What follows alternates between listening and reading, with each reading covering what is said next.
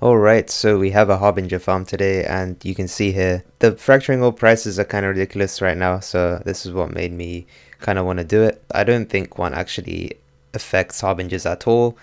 I don't know if anyone's proved it yet, but in just based of feel, from what I can tell, I don't think there's much of a difference between having quant and not.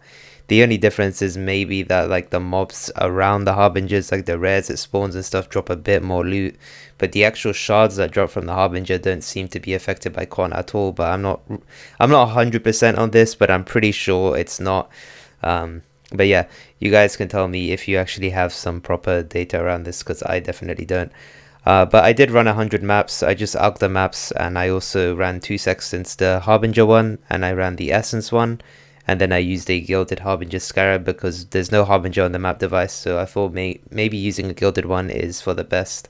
And another thing with the gilded one is that it's not that expensive right now. I think it's like 32 or 35, something like that for a divine, which is pretty decent. And I'll be going through a breakdown of all the investment and everything later on in the video, and I'll put a timestamp there as well. So if you want to go and check that out, you can go and skip right ahead. But I thought I might as well show a bit of the mapping here because it's pretty simple. You just need to make sure that you kill every single Harbinger. And the annoying thing about Harbingers is that sometimes you will kill all of them and then you're waiting for the Harbingers to spawn more. And because of that interaction, it's hard to tell sometimes if you've actually cleared a Harbinger. So you need to just make sure that you do clear them. And it's very important that you clear every single one, because if you're missing one regularly, it's actually going to cut into your profits quite a bit. So I just keep in mind that's something that you want to do. Just look out for the harbingers and make sure you kill them. So now we'll go into the breakdown and all of that stuff. Okay, so for the loot, I haven't really sorted it out here. You can see that it's just all a mess. But I am using PoE stack, and it's like excellence basically. And yeah, I'm just using it because I don't really want to download another program. This is online, so I don't need to do any of that. You do need to link like your PoE account and stuff, but I've just filtered this tab that I use to collect all the loot, and you can see here that we have everything. Now I did turn off like some really worthless stuff like portal scroll and alchemy and blessed orb and stuff. I'm not adding that into the test, and I've gone through and disabled a lot of that stuff. I just want to talk about the loot here. So we got 2 fracturing orbs over here, 4 raw divines, and then the rest is just like ancient orbs. You do get a lot of ancient orbs. So we've got 3 divines worth, as you can see.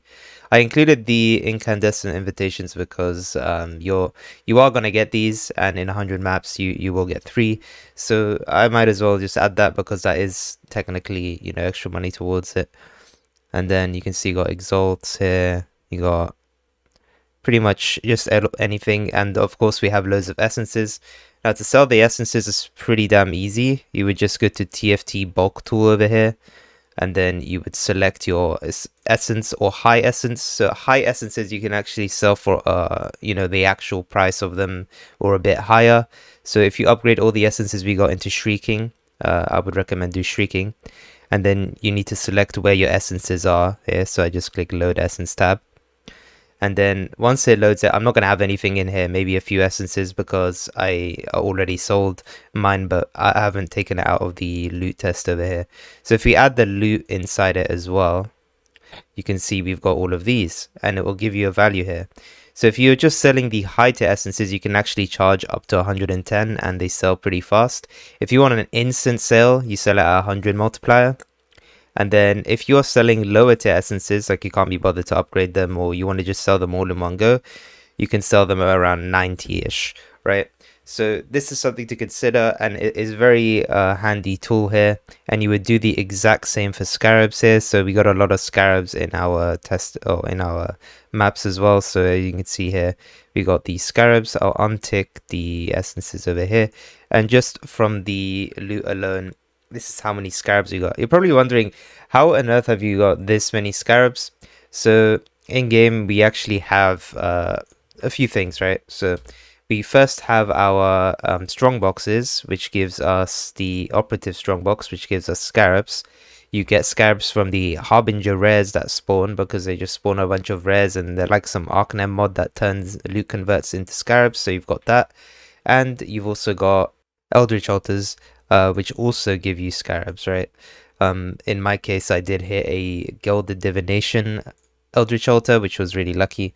But yeah, you do get stuff like that pretty often, so that's how you get it. So as you can see here, I think I don't remember the exact price you can sell for scarabs, but let's just say it's about 90% multiplier. You can sell them pretty damn fast. Um, so yeah, you can go on TFT and find out what the exact multipliers is, or you can try and test it, set a bit low. If you get instantly messaged by a few people, then you know you've put it too low, stuff like that. So yeah, this is pretty much all the loot, and I've got a breakdown as well, which I'm going to show you guys now as well. So the breakdown is over here. I have it on a notepad. So this is the investment. We have 25 Harbinger Sextant, 25 Essence Sextant. I bought all of these in bulk on PoE Stack as well. 100 Gilded Harbinger Scarabs, which cost about 3 Divines, and then Essence on Map Device, so that's like 300 Chaos, which I converted into Divine. And then you could see here that the total investment was 9.8 Divine. And then our returns was 41 Divine, as you saw on our breakdown on PoE Stack. And if you, calculate the profit, it's about 31 Divine profit, and it's about 6 Divine per hour, because it takes me 3 minutes per map, and 100 maps is about 5 hours. So that is how it is right here. Pretty good strat, and I would recommend it. You're probably wondering how do you run the maps. So you need, I don't actually have any more sextants on me, but I just ran the map City Square, and this map is really good. Because it has 3 bosses at the end. Each of those bosses actually drop you shards because of the Harbinger Sextant. So you want a map that has as many bosses as possible. Another one that comes to mind actually now that we speak of it is Coral Ruins. Now Coral Ruins is not really a good layout, but at the end there's about I think 5 or 6 of the Gemling Legion monsters, and those guys are going to drop you, they're all going to drop you shards because they're all unique monsters and they're all technically the map boss. So this is a good consideration as well, but it has a bad layout, right? The reason why City Square is preferred here because it has a really good layout.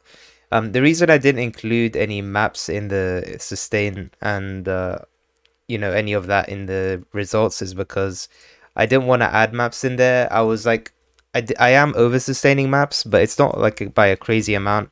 And I wasn't going to put the cost of maps in there, and I wasn't going to make the profit of maps in there. I just kind of want to leave maps out of it because I was slowly over sustaining, and I've eventually worked my way up here.